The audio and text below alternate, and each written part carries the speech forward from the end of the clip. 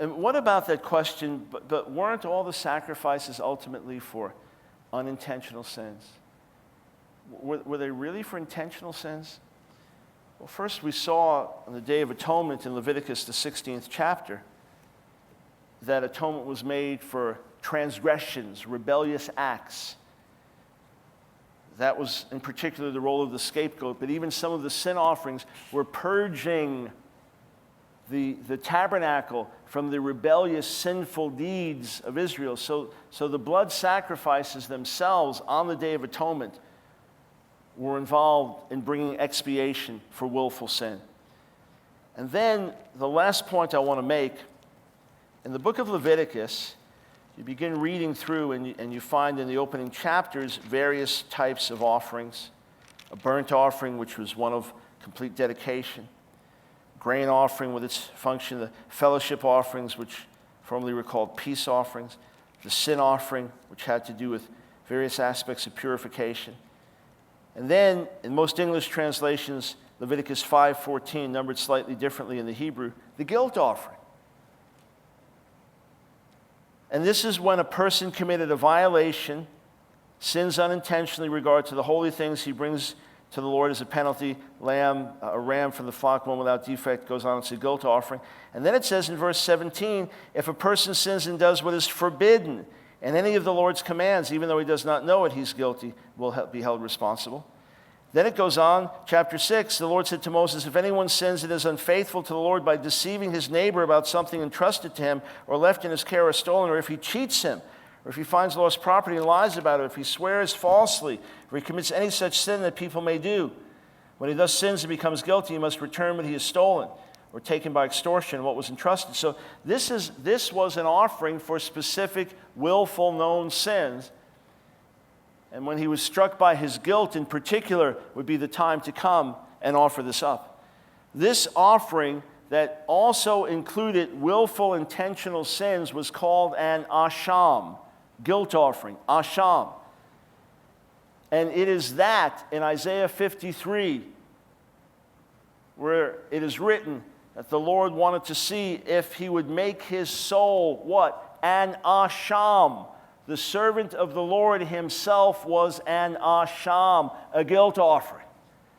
If you had to pick any one offering to speak of that also included willful and intentional sins, this would be the best one. And that's what Isaiah 53 says, the servant of the Lord himself will be an asham.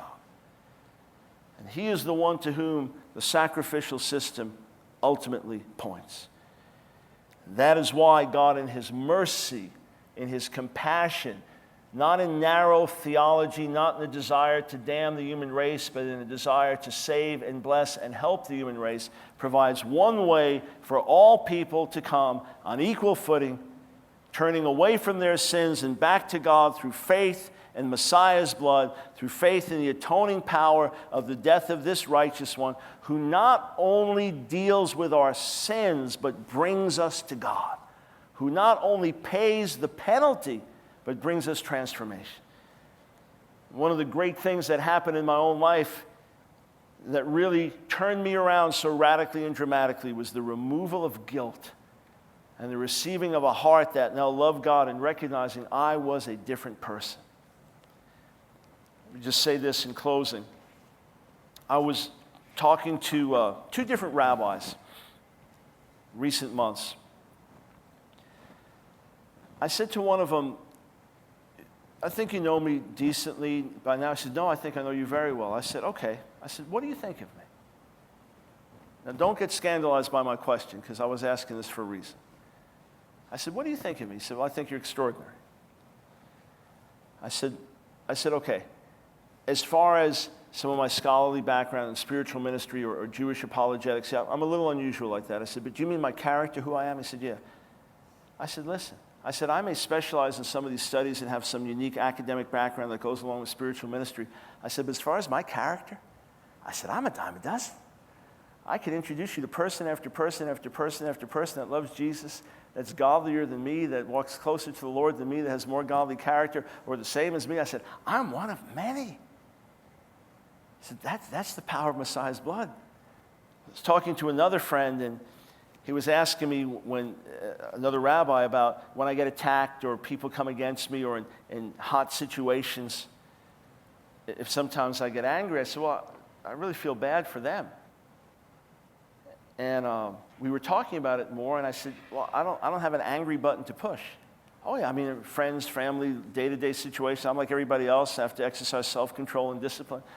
But I was just saying, yeah, when I'm attacked and under pressure and there's hostility towards me and slander and misunderstanding and I'm misrepresented and hated, I said, it's not like I have to restrain myself. I said, I don't have a hate button to push. I don't hate anybody. It doesn't occur to me to hate anybody. It's never dawned on me for years and years and years to hate anybody. I don't have to fight it.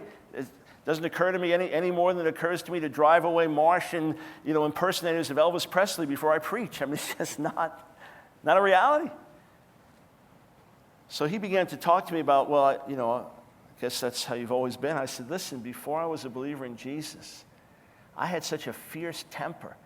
I used to become such another person that my friends in our drug days, they nicknamed me Crag the Evil Genie.